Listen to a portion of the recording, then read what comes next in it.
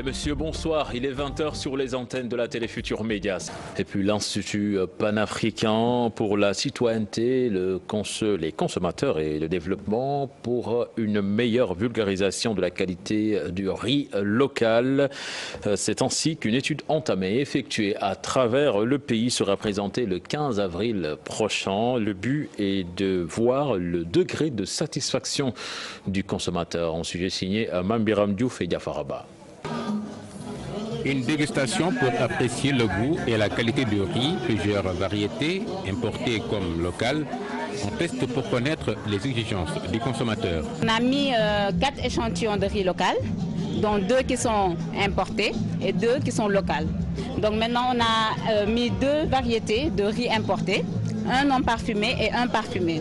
Ce qui nous permet en fait de comprendre le consommateur en fait quel goût il préfère dans l'importé et dans le local. Ça nous permet de remonter chez l'agriculteur pour lui dire que le consommateur veut tel type de riz.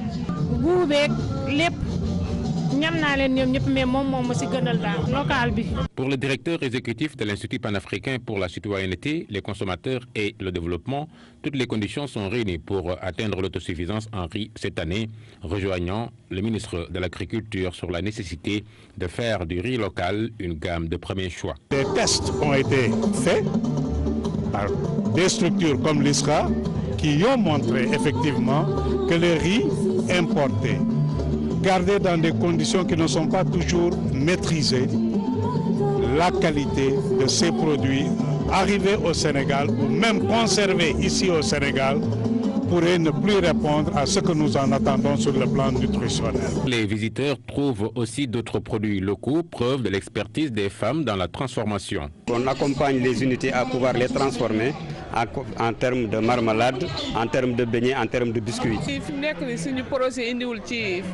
Nous profitons des projets pour participer à des expositions. Sans cela, nous ne pouvons le faire. Ces produits que vous voyez là sont souvent exposés à l'extérieur via de bonnes volontés. Encore une semaine d'exposition avant le 16 avril, date de clôture. Les femmes transformatrices étalent leur savoir-faire au profit des consommateurs.